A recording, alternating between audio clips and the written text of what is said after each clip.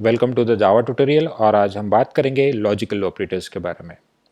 Logical operator basically एक relational operators का ही combination है जिसके ऊपर हम दो अलग अलग कंडीशंस के ऊपर डिसीजन लेते हैं कि अगर दोनों कंडीशन ट्रू रही तो क्या करना है, दोनों में से कोई एक कंडीशन ही ट्रू रही तो क्या करना है, या फिर दोनों कंडीशन फॉल्स रही तो क्या करना है। तो इन सारे कंडीशंस के ऊपर लॉजिकल ऑपरेटर तीन सेक्शंस में डिवाइड होता है। तो पहला जो ऑपरेटर है लॉजिकल के अंदर वो आता है एंड ऑपरेटर। ये है लॉजिकल ऑपरेटर और इसे रिप्रेजेंट किया जाता है डबल एंड के थ्रू। सेकेंड आता है और ऑपरेटर।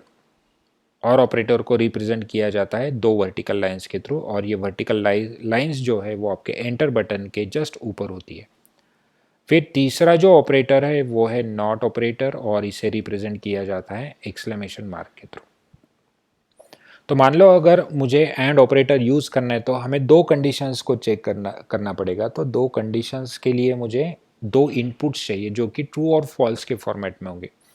तो शायद आपने स्कूल लेवल में पढ़ा होगा कि एंड और का ट्रूथ टेबल जो होता है उसे, तो उसी ट्रूथ टेबल को हमें याद करना है। तो यहाँ पे हमें दो इनपुट्स मिलने वाले हैं, जैसे कि इनपुट जो रहेगा हमारा 0 एंड 1 के फॉर्मेट में रहेगा और हमें एंड ऑपरेटर लगाना है। तो मान लो अगर हमारा इनपुट आता है 0 0, मतलब दो अलग अलग इनपुट्स मिल रहे हैं 0 0, तो हमें जो भी आउटपुट मिलेगा वो रहेगा 0, मतलब false. 0 is for false, 1 is for true. तो अगर हमारा इनपुट 1 और इनपुट 2 दोनों इनपुट के ऊपर अगर हम एंड ऑपरेटर लगा देते हैं तो हमारा जो आउटपुट आएगा वो आएगा 0। फिर अगर कोई एक इनपुट 0 है, दूसरा इनपुट 1 है, तो इसका जो आउटपुट आने वाला है वो है 1, सॉरी 0। इसका भी आउटपुट मिलेगा 0, क्योंकि एंड ऑपरेटर के लिए दोनों कंडीशन ट्रू चाहिए। तो यहाँ पे अगर मुझे पहला 1 मिला दूसरा 0 मिला तो भी इसका आउटपुट मिलेगा 0। अगर दोनों इनपुट ट्रू रहे तो ही मुझे कोई आउटपुट जो है वो मिलेगा ट्रू। तो दोनों कंडीशंस ट्रू चाहिए तभी एंड ऑपरेटर मुझे ट्रू देगा, अदर वाले केसेस में वो देगा 0। तो हमें ये बहुत ही आसानी से याद रहेगा कि अगर दोनों इनपुट ट्रू है तो ट्रू याद रखो, बाकी किसी भी केस में वो हमें रिटर्न करेगा 0, दैट इज़ फॉल्स। यही अगर हम और ऑपरेटर की बात करें तो अगर हमारे जो दो इनपुट्स हैं और यहाँ पे हमने और ऑपरेटर लगा दिया, तो अगर मेरा दोनों इनपुट 0 है, ये नहीं ये भी नहीं तो कुछ भी नहीं, सो दैट इज़ 0। और मतलब कोई दो चीज़ों में से एक चीज़ अवेलेबल है, तो कोई भी अगर एक इनपुट फॉल्स रहा दूसरा ट्रू रहा तो हमारा आउटपुट ट्रू आएगा। फिर अगर पहला ट्रू है सेकंड वाला फॉल्स है तो भी हमारा जो आउटपुट आएगा वो आएगा ट्रू।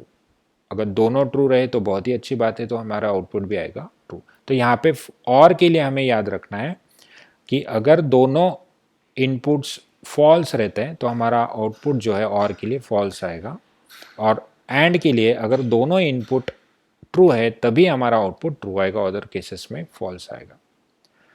तीसरा है नॉट। नॉट का मतलब है निगेटिव। अगर आपका कोई इनपुट 1 है, इसके ऊपर अगर आप नॉट ऑपरेटर लगा देते हो तो इसका आउटपुट हो जाएगा 0। तो अगर हम लिखे नॉट 0 तो इसका आउटपुट हमें मिल जाएगा 1। तो ये है निगेशन जिसे कहा जाता है, दैट इज़ नॉट ऑपरेटर। अब इस कंडीशंस को ही हमें प्रोग्रामिंग के अंदर लिखना है, तो उसका हम डेमो देख लेते हैं। तो यहाँ पे हमने ऑलरेडी एक फ़ाइल बना के रखी है।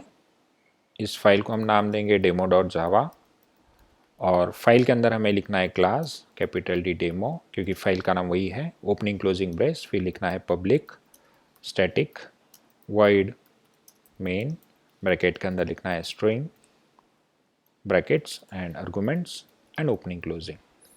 फिर एंड ऑपरेटर को समझने के लिए हम कुछ वेरिएबल्स यूज़ कर लेंगे। सपोज हमारे पास दो वेरिएबल है जिसकी वैल्यू है 5 और एक वेरिएबल है b जिसकी वैल्यू हमने रखी है 7 एंड सेमीकोलन। फिर हम चेक कर लेते हैं कि हमें दो कंडीशंस चेक करनी है, दो जो आउटपुट देगी। तो रिलेशनल ऑपरेटर्स को कॉम्बिनेशन करके हम एंड ऑपरेटर का आउटपुट देख लेंगे। तो आउटपुट हमें ऑब्वियसली बुलियन वैल्यू में मिलेगा, तो यहाँ पे हम बुलियन वेरिएबल ले लेते हैं। बुलियन एक वेरिएबल लेते हैं रिजल्ट नाम से, और उसके अंदर ही हम कुछ हमारे आउटपुट स्टोर कर देंगे। तो देखिए A is greater than B, A is greater than B, एक कंडीशन हो गई।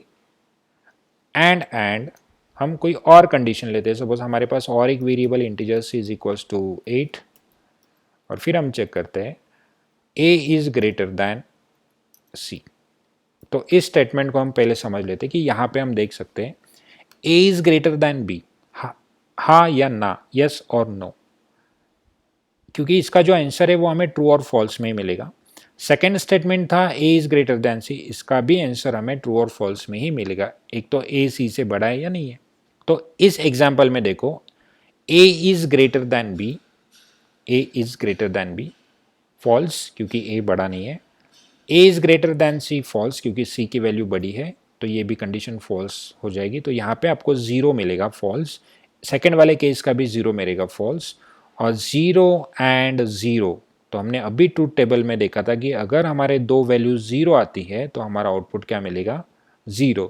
तो इसका आउटपुट हमें मिलना चाहिए फॉल्स। तो हम इसे कंपाइल करके देखते हैं और रन करते हैं, that is Java C demo dot Java. फिर हमें रन करना है, सॉरी लाइन नंबर 8 पे हम सेमीकोलन भूल गए, तो यहाँ पे हमें सेमीकोलन देना होगा। फिर हम क्लियर करके कंपाइल कर लेते हैं और चेक कर लेंगे, और हमने सॉरी रिजल्ट को प्रिंट ही नहीं किया है तो हमें प्रिंट भी करना पड़ेगा। तो system dot out dot println, और हम रिजल्ट को प्रिंट कर देते हैं, तभी हमें हमारा आउटपुट दिखाई देगा। तो हमने कंपाइल किया, रन किया, और यहाँ पे देख सकते फॉल्स। फॉल्स क्यों, A greater than B, false, तो इसे 0 मिला। And A is greater than C, false, तो इसे भी 0 मिला, और यहाँ पे हमारा रिजल्ट आ गया फॉल्स। अगर मैं इस कंडीशंस को उल्टा कर दूं, a is smaller than b, yes, and a is greater than c, false, correct, क्योंकि पहली कंडीशन ट्रू हो गई तो 1 आएगा, एंड सेकेंड कंडीशन फॉल्स हो जाएगी, और हमें एंड के लिए ट्रूथ टेबल पड़ा है, हमें दोनों अगर 1 मिले तो ही हमारा आउटपुट ट्रू आएगा। तो इस केस में भी हमारा आउटपुट जो आना चाहिए वो आना चाहिए फॉल्स, फॉल्स। फिर अगर मैं इसे भी उल्टा कर दूं तो सारे कंडीशंस ट्रू हो जाएंगे। देखो a is smaller than b, yes, a is smaller than c, yes, because 5 is smaller than 7 and 5 is also smaller than 8, so both the conditions are true। तो पहला जो स्टेटमेंट था रिलेशनल ऑपरेटर का, इसने भी ट्रू दे दिया, second statement ने भी ट्रू दे दिया, और ट्रू एंड ट्रू ट्रू, तो यहाँ पे हमें आउटपुट मिलने वाला है ट्रू। चेक कर लेते हैं, तो ये हुआ आपका एंड ऑपरेटर। अगर इसी को ही हम और कर दे, और 2 वर्टिकल लाइंस, तो आपको रिजल्ट चेक करना है। तो रिजल्ट के लिए कोई एक भी कंडीशन ट्रू रही तो आपका आउटपुट आ जाएगा था। इस केस में दोनों कंडीशंस ट्रू है तो आपको आपका आउटपुट मिल जाएगा। सॉरी, कंपाइल करना होगा, कोड में चेंज करते ही आपको हर बार कंपाइल करना है, याद रखिए। तो यहाँ पे मिल जाएगा ट्रू। अगर मैं कोई एक कंडीशन फॉल्स भी कर दूँ तो देखिए A is smaller than B, yes, A is smaller than B, ये कंडीशन ट्रू हो जाएगी। फिर हम सेकेंड कंडीशन चेक करते हैं, A is greater than C, false, लेकिन एक तो कंडीशन ट्रू हो गई, और का मतलब है एक तो ये ट्रू होगा या फिर दूसरा ट्रू हो जाएगा।